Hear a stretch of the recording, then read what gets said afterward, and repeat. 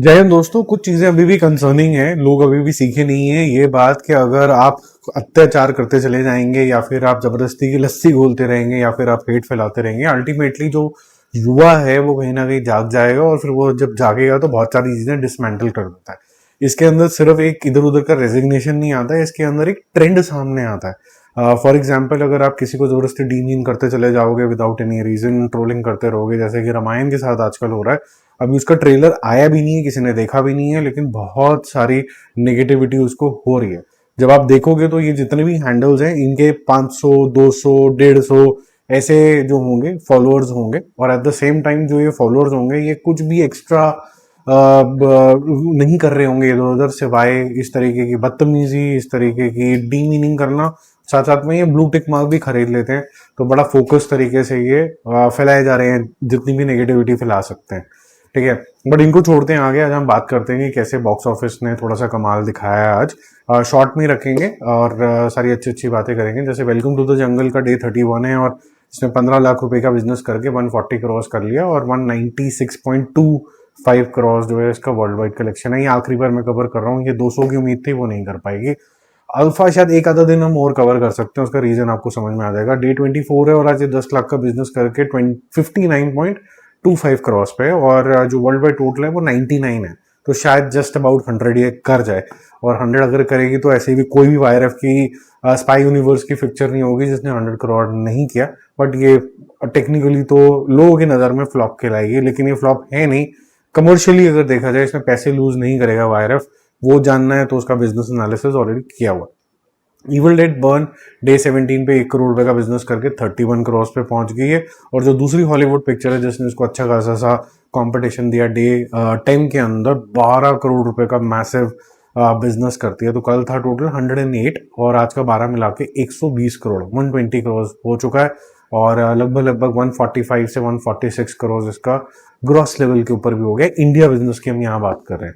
ठीक है, तो ये जिस स्पीड से जा रही है बहुत ही अच्छे तरीके से 175 180 तक आराम से जाते हुए यहाँ से नजर आ रही है। धमाल 4 का डे 17 है और लोग के पास कोई चॉइस नहीं है कि अगर थोड़ा हैप्पी मूड पे जाना है, बच्चों के साथ हंसना खेलना है, और वैसे भी होता ना कि जो आपकी कॉलोनी में एक आदत बारी कहीं नीचे उतरते सैर करते बात करते हैं वो कौन सी मूवी है जिसके अंदर बच्चे बड़ा हंसे थे, तो धमाल के नाम जो होता है वो सामने आता है। और आपने बहुत सारे वीडियोस देखे भी होंगे सोशल मीडिया के ऊपर कि सेंसलेस कॉमेडी, इतनी ज्यादा सेंसलेस के ऊपर हंसी आ जाए तो वो माइंडलेस चीजें कई बार ही चाहिए होती हैं। वो बच्चों के साथ काफी अच्छा काम कर गई, फैमिलीज के साथ काम कर गई।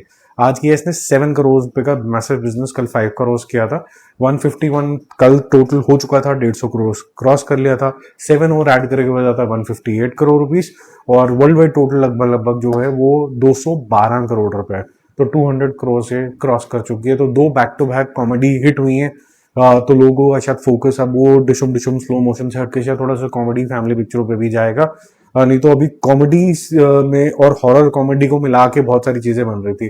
प्योर कॉमेडी जो थी वो बननी बंद हो गई थी। तो अच्छा है कि ये पिक्चरें चल रही हैं। भूत बंगला चल गई, वेलकम टू द जंगल चल गई, फिर धमाल चल गई, तो इससे थोड़ा सा वो ना वेराइटी आ जाती है इसके अंदर, वैसे वो भेड़ चाल ना हो जाए। ठीक है, जननायकन का डे 4 है और ये करीबन करीबन 32 करोड़ रुपीस का बिजनेस करेगा। पहले 43 किया जब डे 1 था, फिर 21 गिरा, लोगों को ज्यादा पसंद नहीं आई। फिर लोगों ने बोला आप पसंद आए ना आए, हमारे को लास्ट चांस मिल रहा है अपने हीरो को फर्स्ट टाइम देखने का, लास्ट टाइम देखने का थिएटर्स के अंदर, तो हम तो जाएंगे। तो 43 21 30 एंड आज 32 करोड़ रुपीस का बिजनेस करेगी। कल तक का इसका टोटल था 92 crore, world wide total 171 crore था।